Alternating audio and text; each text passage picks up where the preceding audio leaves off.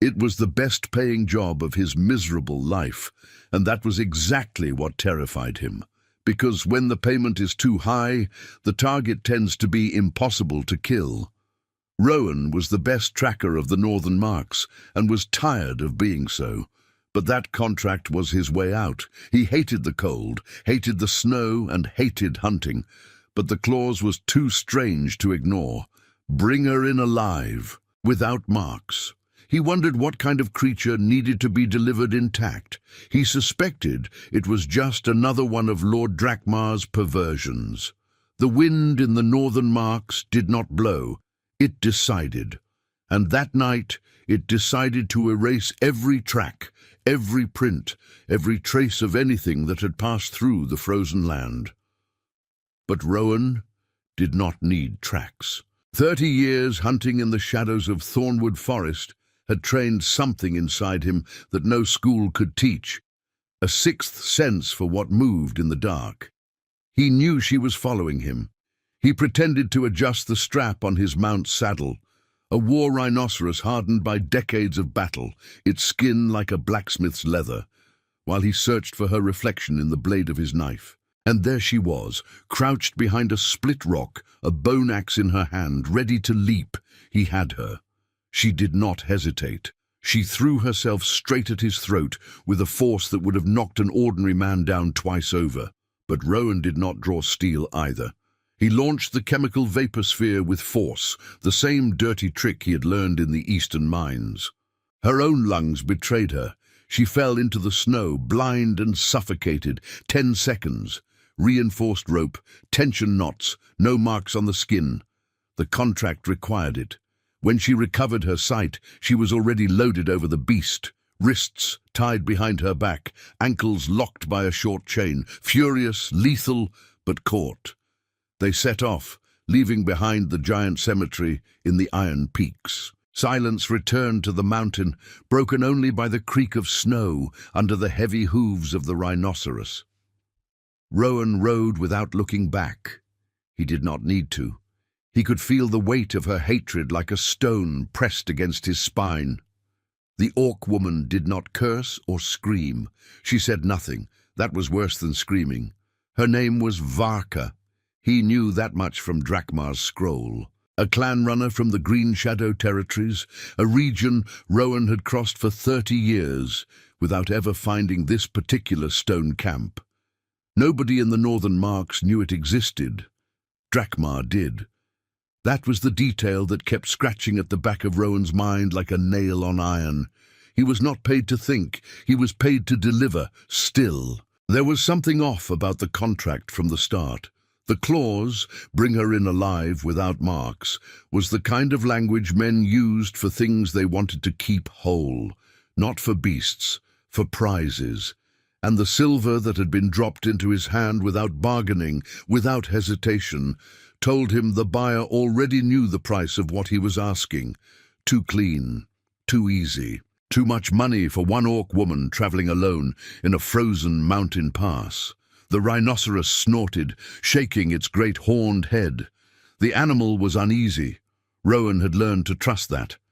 He scanned the tree line, petrified trunks, black against the white sky. Nothing moved, and yet the cold that settled over him then was not the wind's doing. Something was watching them. He filed it away. There would be time to worry later. For now, the contract was clear. Head south, reach the lowland road, deliver the package, collect the gold. Simple enough for a man with 30 years of practice making ugly things feel routine. He pulled his coat tighter and kept riding. Varka said nothing behind him, but her silence had a shape, and that shape was rage, waiting for its moment. Rowan had met rage before. He had survived it every time. He told himself that as the mountains swallowed the last light and the darkness came down like a lid on a coffin. 2 months before the capture, before the rope and the vapor sphere and the bone axe in the dark, Rowan had been sitting in his mud and rotted wood cabin outside West March, counting copper coins by the light of a tallow candle. The roof leaked in 3 places. He had put pots under 2 of them. The third dripped onto his old hay mattress, which had long since stopped being anything a man could call comfortable. The coins came to just enough to eat through the next hard freeze, not enough to leave, not enough to stop, never enough. The knock at the door was not what he expected. He expected nothing. Nobody came to Rowan's door without a contract already written. This one had a contract. The messenger was a young man in clean clothes, too clean for the northern marks, where even the rich wore grime like a second skin. He placed a sealed envelope on the table without sitting down, without offering his name, and left before Rowan had finished reading the first line. The letter was written in a careful hand. The offer was in silver, more silver than Rowan had seen in one place since the jade ore strike at Ord Canyon 15 years back. The bonus, paid upon delivery, was in gold, the kind of gold that bought a house with solid walls and a roof that did not leak. The kind of gold that bought a man out of the northern marks forever. The clause was simple and strange: deliver the target alive, without marks, to the estate of Lord Drakmar at the edge of the southern road. Rowan read it 3 times. He had worked ugly contracts before. He had tracked men accused of things they may or may not have done. He had retrieved stolen animals worth more than people. He had once spent 6 weeks tracking a sealed chest across 2 mountain passes, contents unknown. He had learned not to ask what was inside things he was paid to carry, but this one had a name attached: Varka of the Iron Clan. He knew the Iron Clan. Everybody in the northern marks knew the Iron Clan by reputation. Orc warriors who had held the upper passes for 3 generations, who traded fairly and fought fiercely and kept to their own territories unless pushed. Not Fera, not monsters, clan people. Rowan stared at the name for a long time. Then he looked at the silver, then at the roof. A fresh drop of cold water hit the mattress with a flat, tired sound. He folded the letter and put it in his coat. He told himself the silver was the reason. He told himself the gold was the exit he had been waiting 30 years for. He told himself Varka was just a name on a page, and names on pages were how the work started. He told himself a great many things that night, and by morning he had packed his kit and saddled the rhinoceros and started north, toward the Iron Peaks, toward the stone camp that should not have existed on any map he had ever read. Drakmar's map showed it perfectly. Every rock, every approach, every blind spot in the terrain. That was the nail scratching the back of his mind as he rode. Someone had studied Varka for a long time before deciding to buy her. Someone patient, someone with resources. Someone who needed her delivered without a mark on her skin. Rowan rode north and did not let himself finish the thought. By the second morning of the journey south, Varka had stopped pulling against the ropes, not because she had given up. Rowan knew the difference between surrender and calculation. She was calculating. He could see it in the way her dark eyes moved, not wild, not desperate, but reading the terrain, reading the rhinoceros, reading him. She was looking for the moment. He did not give her one. He kept the chains short and the pace steady, stopping only to water the beast at frozen streams he had to break open with the heel of his boot. The Iron Peaks gave way to the lower ridges, where the snow thinned and the wind dropped, and the light came back into the world in long grey sheets. On the third stop, he made a small fire and heated water. He offered her some. She stared at the cup for a long moment before taking it with both bound hands. She drank without looking at him. Her jaw was tight, her shoulders set against the cold, and the long scar on her left shoulder, the one made by a war blade, was dark against her grey-green skin in the firelight. Someone had hunted her before. That thought sat heavy in Rowan's chest, like an undigested meal. He pushed it down. "You understand common tongue?" he asked. "Not for conversation, for practicality." She said nothing. "I'm going to assume yes," he said. "If you try to run in this terrain with those chains on, you'll break an ankle before you reach the tree line. I don't want to carry you. You probably don't want to be carried." She said nothing, but her jaw unclenched slightly. Just slightly. He took that for a working truce. The rhinoceros began to favor its left side by midday, a small hitch in the step that Rowan knew would become a limp by nightfall. He had pushed the animal hard in the chase. It was a proud creature, built for punishment, but punishment had a price in the end. He slowed the pace and hated that he had to. The lowland road was still 2 days south, Drakmar's estate another day beyond that. Every delay cost him something he could not afford to lose. The control of the situation, the clean delivery, the gold. He was thinking about the gold when Varka spoke. "You do not know what you are bringing me to." Her common tongue was rough but clear, the accent thick with the gutturals of clan speech, every consonant weighted like a stone placed deliberately. "Not my business," Rowan said. "It will be," she said. And then she said nothing more. He wanted to ask her what she meant. He did not ask. He told himself there was no point in knowing things he could not use. He told himself the gold was still the exit. He told himself he had heard desperate people say desperate things before, and it meant nothing. The hitch in the rhinoceros's step grew worse. By dusk, it was a limp. By dark, it was a struggle. They stopped at the edge of a boulder field, and Rowan built a small fire and fed the animal from the grain pack and rubbed tallow into the strained muscle along its left flank. He could feel Varka watching him work. "You are kind to the animal," she said. "Animals don't lie," he said. A long pause. The fire crackled. Ice cracked somewhere in the dark, far off, like something waking. "Neither do I," she said. Rowan did not answer. He put more wood on the fire and told himself to sleep. But her words followed him down into the cold dark behind his eyes, and sleep, when it came, was shallow and full of things he could not name in the morning. The Alcatea, the pack of lanudo beasts from the ancient era, hit them at the edge of Thornwood Forest on the 4th morning. Rowan smelled them first. A thick, oily musk that cut through the cold air like a blade, the scent of creatures that had been hunting since before men had names for what they feared. He had 3 seconds between the smell and the first shadow between the petrified trunks. He drove his heels into the rhinoceros, and it erupted into a dead run. 3 tons of muscle and horn crashing through the brittle undergrowth, splitting young trees like dry kindling.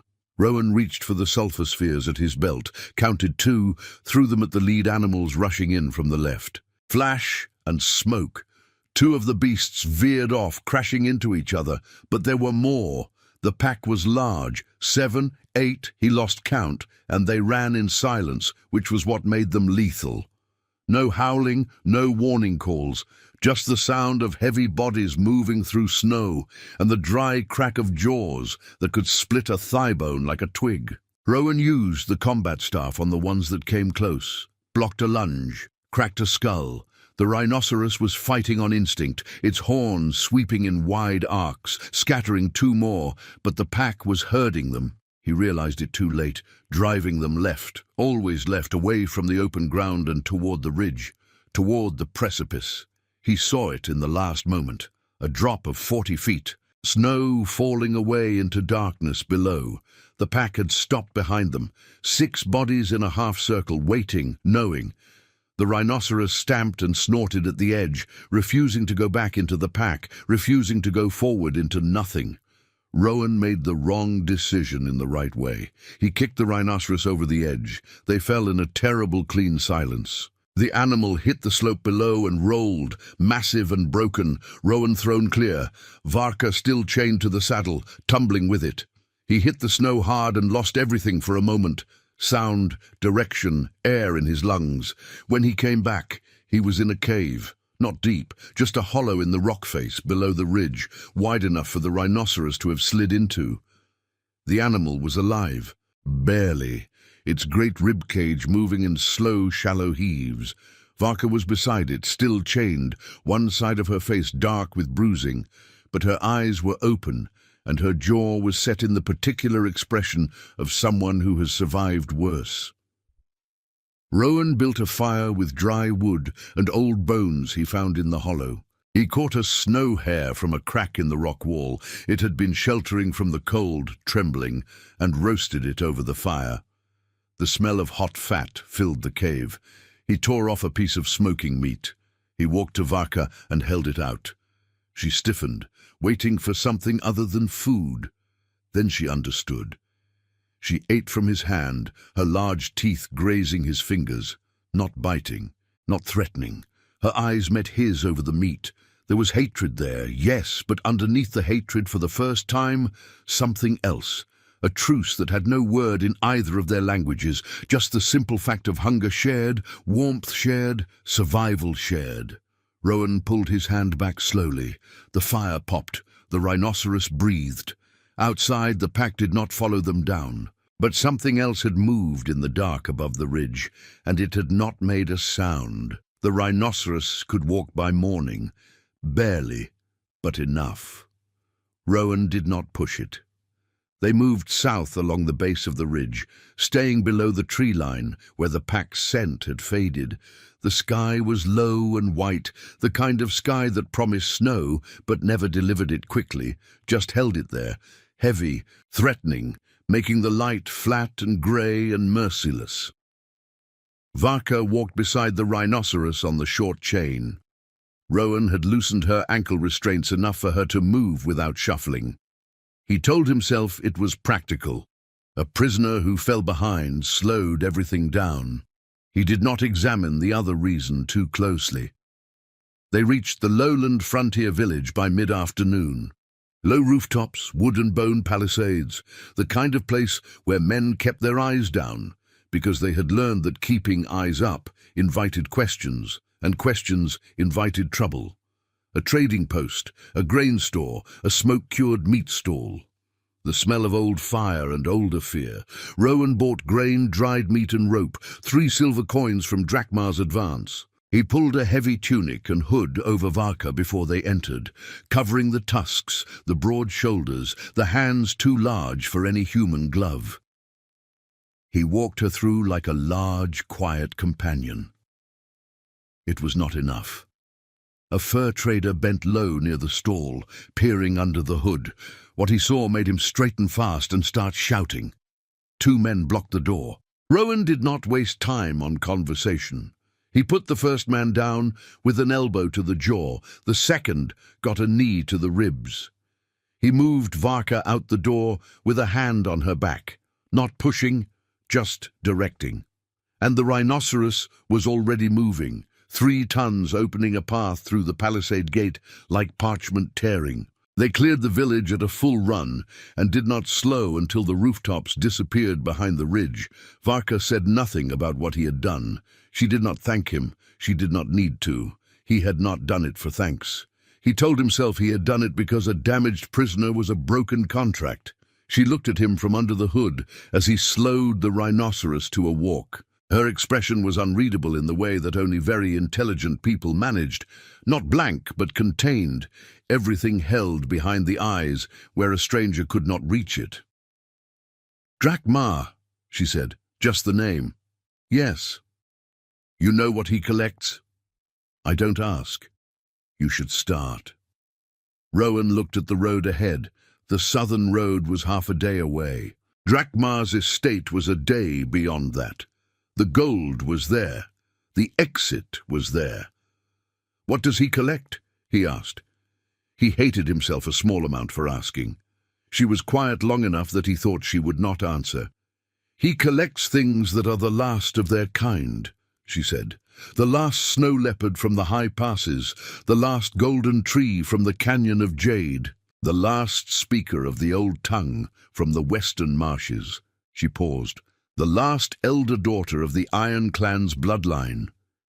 The road made no sound under the rhinoceros's hooves. The white sky pressed down. Rowan did not look at her. He looked at the road. He looked at the gold that was waiting at the end of it. He looked at it for a very long time. He did not turn around. He kept riding south, But something had shifted, the way ice shifts before it breaks, not visible yet, not loud, but structural. Something underneath that had been solid was no longer solid. They camped that night in a hollow between two large rocks that blocked the wind from the north. Rowan built the fire low and quiet. He fed the rhinoceros the last of the grain and rubbed tallow into its left flank again, working the muscle until the animal's breathing steadied. Varka watched him from across the fire. "Why do you do that?" she asked. "Do what?" "Care for it. You could push it harder. It would go until it died. You know that." "I know," he said. "But you don't." "No." She considered this for a moment. The fire was small between them, barely enough to push back the cold, but enough. "My clan does not take animals past their limit," she said. "It is one of our laws. A beast pushed to death carries your shame in the next world." "I don't believe in the next world," Rowan said. "You believe in something," she said. "Men who believe in nothing do not stop to tend a lame animal in the cold." He had no answer for that. He poked the fire with a stick and watched the sparks rise and go dark. She shifted her bound hands and winced. The chain had worked a bruise into her left wrist. He saw it. He did not look away fast enough. She caught him looking. Neither of them spoke. After a long moment, he reached into his pack and pulled out a strip of cloth. He moved around the fire. She watched him come without pulling back, which told him more than anything she had said all day. He wrapped the cloth around the bruised wrist, between skin and chain, to cushion the metal. Nothing more. He went back to his side of the fire. The wind made a low sound over the top of the rocks. Somewhere far to the east, something howled. Not a pack beast, not anything he recognized. Too high, too deliberate. "They will send someone after us," Varka said quietly. "Drakmar does not leave a delivery to chance. When a contract this large is placed, he sends a second hand." Rowan had thought the same thing since the village. What kind of second hand? She looked at him across the fire. Her eyes caught the light. The kind that cleans up what goes wrong. The kind that does not need a clause about marks. He understood. An insurance killer, a grotesque, as the old frontier word had it, a hunter with no rules, no limits, no preference for whether the delivery arrived breathing. He would kill Rowan as easily as he would kill Varka once the situation became complicated enough to require it. The situation was becoming complicated. "Sleep," he said. "We move at first light." She lay down on her side, bound hands curled against her chest, the chain running short between her wrists and the saddle ring he had staked into the ground. She closed her eyes. She trusted, or accepted, that he would not leave her like that in the cold. He was not sure which one was more remarkable. He did not sleep. He watched the dark and listened to the wind and tried to remember why the gold had seemed like enough. The grotesque found them on the 5th day, in the skull of the Titan. The skull was a monument of the forgotten era, a bone cathedral emerging from the ice in the Iron Peak's lower foothills, the jaw alone, large enough for the rhinoceros to walk through without lowering its head. Men in the northern marks called it the Old God's Door, though no one agreed on which god or which door. It was simply there, as it had always been, massive and indifferent, full of the particular cold that very old things carry inside them. Rowan had chosen it as a shelter, a mistake he would not make again. He woke to a sound that was not wind, a pressure in the air, a shift, the kind that experienced men feel before the strike arrives. He rolled left in time to feel the black chain cut the air where his throat had been. He came up with the combat staff, blocked the second swing, and got his first look at the thing Drakmar had sent. The grotesque was a man in shape only. He was mounted on a massive hyena that read tracks like a scholar read parchment, calm, methodical, without excitement or urgency. The grotesque himself was still, even in motion, the way very dangerous things were still. He used the black chain the way other men use their hands, naturally without thinking about it. He was not here for Varka, not primarily. He was here to close the contract cleanly, which now meant removing Rowan. The first exchange was fast and ugly. Chain against staff, staff losing. Rowan took a hit to the shoulder that went numb immediately. He went back against the wall of the skull, bone white as chalk, curved like a cathedral, and the chain wrapped around his throat. His vision narrowed to a point of light. He heard something, a crack, a roar, a sound that was not language and was not animal either, but was both at once. Varka hit the grotesque from the side with the full weight of her body and both bound hands swinging the chain between them like a flail. The impact was enormous. The grotesque lost the grip on Rowan's throat. She did not stop. She drove him back across the skull floor with a fury that was not rage. It was older than rage, something that lived under rage, something that had been building since the first person had ever sent a hunter to catch her. Rowan fell against the bone wall, gasping. He saw her fight, and he understood, in a way that had nothing to do with words, that Varka of the Iron Clan was not a prize. She was not a last specimen for a collector's haul. She was a person who had survived everything that had been sent to stop her surviving, and she was doing it again now, with chains on her wrists, in a dead god's skull, in the cold. The grotesque was skilled. He recovered. The hyena came in from the side. Varka took a blow and went down to one knee, breathing hard. Rowan got up. He reached Drakmar's hunter in 3 steps and put him down with the efficiency of someone who had done ugly things for 30 years and was finally, for the first time, doing one on the right side of the line. Not clean, not easy, but done. The hyena broke and ran. Silence filled the skull like water filling a cave.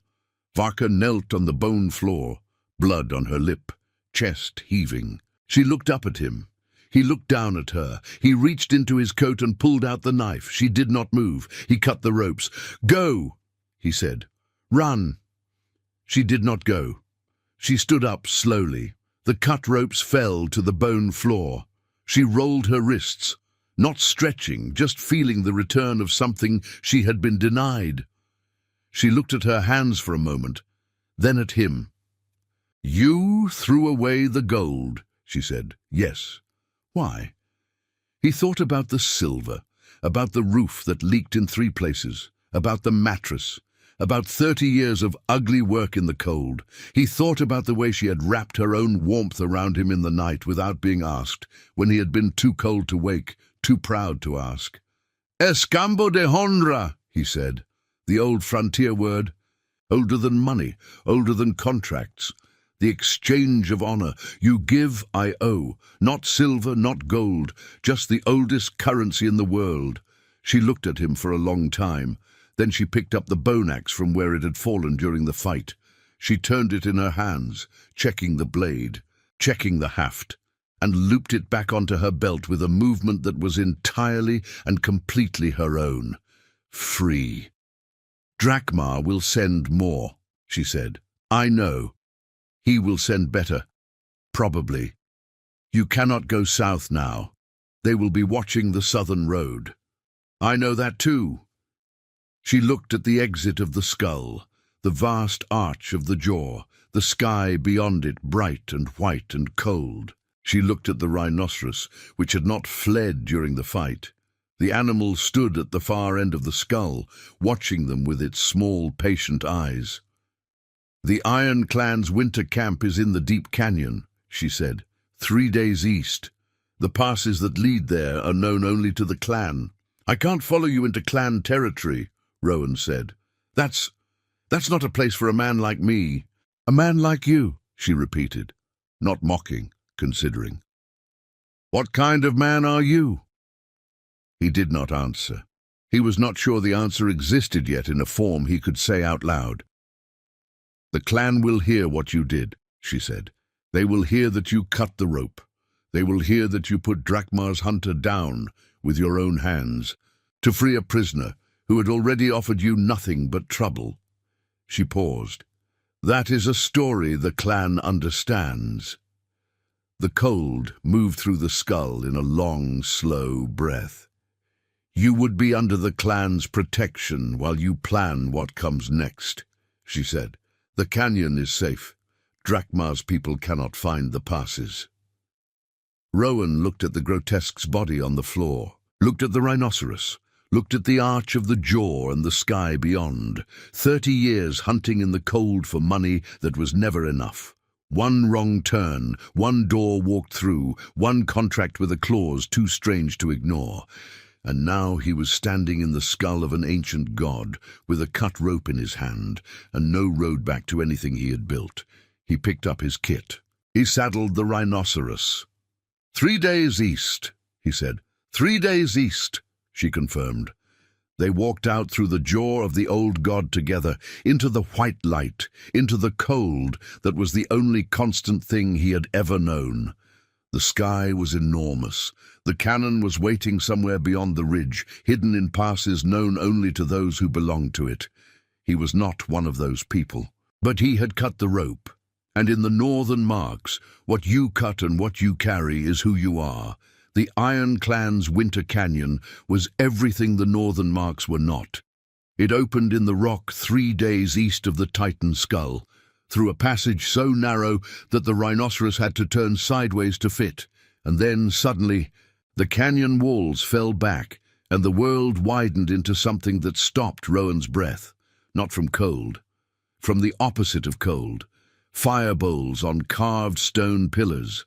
Hide tents in deep reds and browns, hung with bone ornaments and green crystals that caught the firelight and threw it in long, slow ribbons across the walls.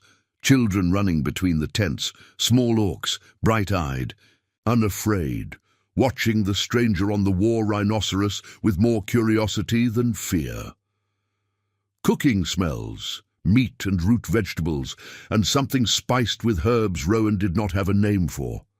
Clan warriors at the edge of the camp stood with weapons loose but present. They watched Varka, they watched him. Varka spoke to them in the clan tongue, gutturals and stops and long vowels that Rowan could not follow, but the tone he understood. She was telling them what had happened. He caught his name, said plainly without hostility. He caught Drakmar's name, said with something that was close to disgust. He caught other words he did not know. The warriors listened. They looked at him. One of them, an elder female, broad and still, with silver worked into the braids of her grey-streaked hair, spoke once. Short, final. Varka turned to him. She says, "You are not a guest. You are not a prisoner. You are a debt holder. The clan owes what the clan owes."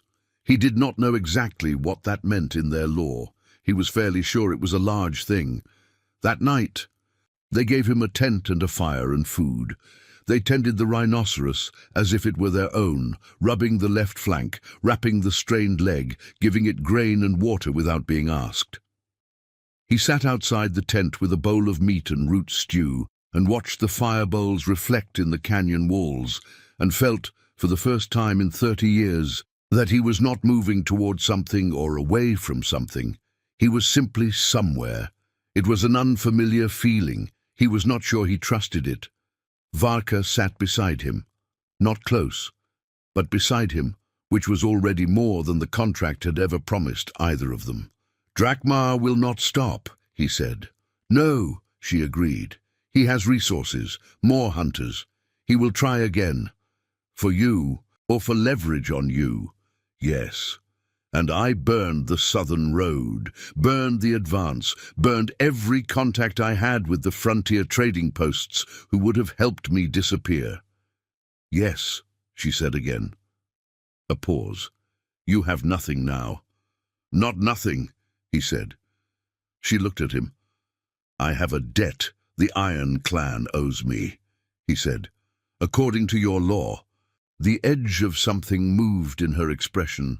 Not quite a smile, but the thing that lives next to a smile in a face that has not had much reason to use one. "That is true," she said. He looked at the fire. He thought about Drakmar in his estate at the edge of the southern road, patient, resourced, accustomed to getting what he collected. The last of things. The only specimens left of what the world was thinning out. Rowan was a man who had hunted for 30 years and never once thought about why the thing being hunted was being hunted. He was thinking about it now. He could not stop. "What would it take," he said carefully, "to make Drakmar decide the cost is too high?" Varka was quiet for a long time. The fire popped. A child somewhere in the camp laughed. A bright, unguarded sound, the kind children make when they are completely safe. "More than one tracker with a cut rope," she said. "More than one," he agreed. "But it starts with one." The canyon walls held the firelight. The crystals turned it slow and green. The rhinoceros breathed steadily somewhere behind the tent, its great lungs full of warm air for the first time in days. Far to the south, beyond the iron peaks and the lowland road and the frontier villages with their low rooftops and their downward eyes, Drakmar sat with his ledger and his patience and his list of last things. He did not yet know that the tracker he had paid had become something the ledger had no column for, something that owed a debt, something that paid. Part 2 is up to you. Ask for it in the comments and show it with your likes, because Rowan has a debt of blood and steel to collect.